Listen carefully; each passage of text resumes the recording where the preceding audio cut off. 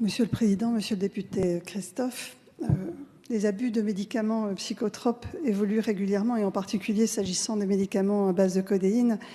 Vous le savez, ces dernières années ont été constatées une multiplication chez des mineurs et de jeunes adultes du phénomène dit purple drunk avec des décès. Effectivement, j'ai signé cet arrêté à effet immédiat listant tous les médicaments contenant de la codéine et je ne le regrette pas parce qu'il n'y a plus eu de décès depuis.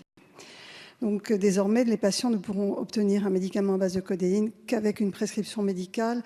Et cela répondait notamment aux difficultés dans les grandes villes, vous le savez, à avoir ce temps du conseil pharmaceutique que l'on offre plus facilement dans des territoires où l'on connaît mieux sa patientèle. Cependant, évidemment, le rôle d'acteur de soins de premier recours du pharmacien d'officine et son expertise pharmaceutique doivent être davantage valorisés et utilisés, et ce notamment au regard du virage ambulatoire en cours et de l'augmentation des déserts médicaux. C'est pourquoi, depuis le 6 octobre dernier, vous le savez, près de 3000 pharmaciens réalisent par exemple la vaccination contre la grippe saisonnière et évidemment, cette expérimentation va pouvoir s'amplifier. Je suis convaincue de l'intérêt de ce nouveau rôle du pharmacien d'officine et je mettrai tout en œuvre pour accompagner les pharmaciens dans de nouvelles offres de services.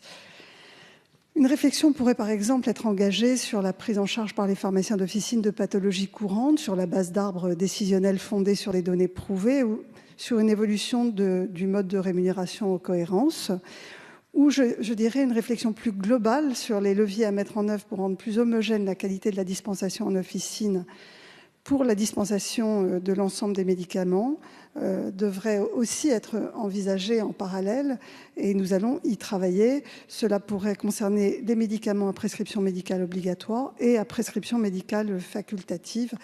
Donc le travail est en cours.